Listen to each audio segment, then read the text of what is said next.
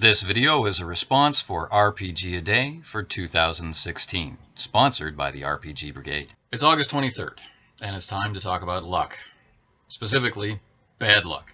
And more specifically, bad luck which was fun.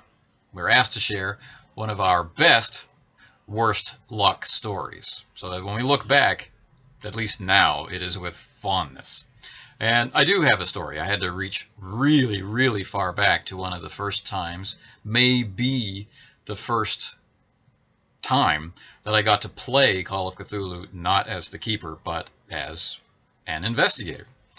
And while it probably wasn't the first session I got to be a player in, I'm pretty sure it was the first adventure, first investigation that I was involved with running an investigator. And it's a good friend of mine from university, who of course I haven't spoken to in more than 20 years. And he was kind enough, after I'd run Call of Cthulhu for a while, to give me a shot just playing it. And I had a blast. But there were certain things in the investigation which just really did not go our way.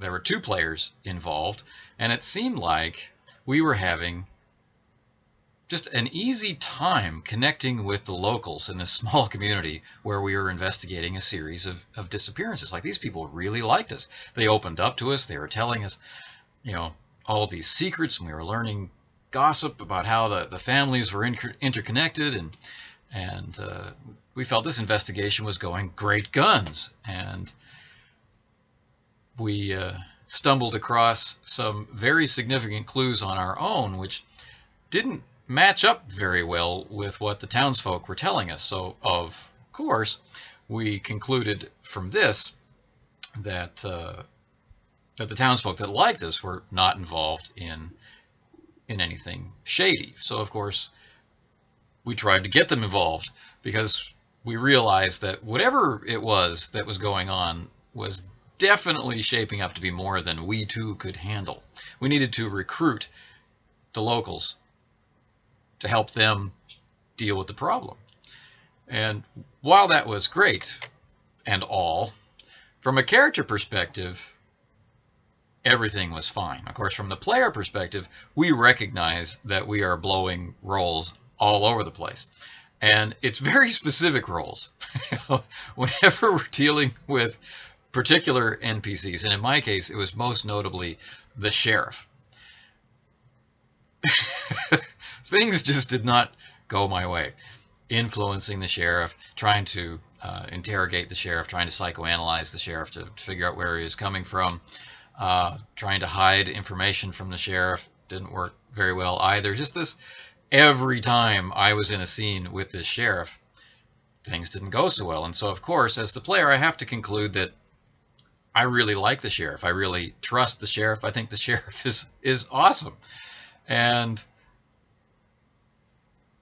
the guy who was the keeper, he was keeping everything very close to his vest. It was very enigmatic. And I'm thinking, what really is going on here?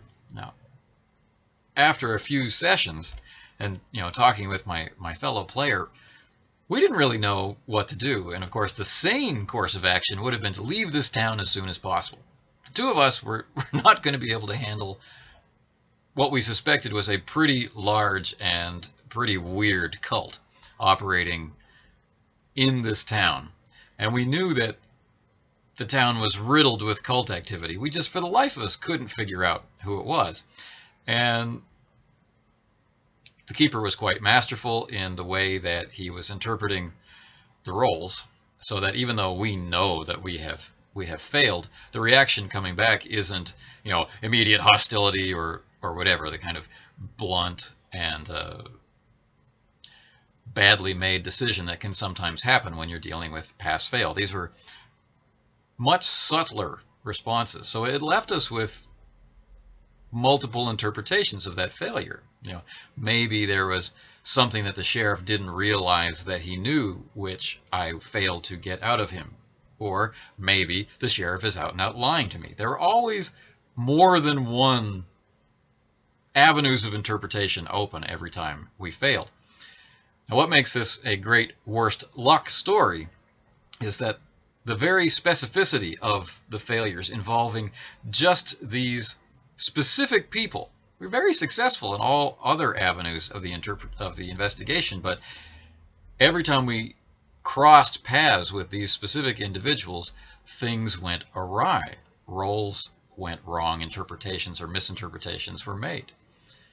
And so it ended up that we were steered like cattle to the slaughter, where we ended up, well, being recruited into the cult. And our characters then became fodder for the next investigation.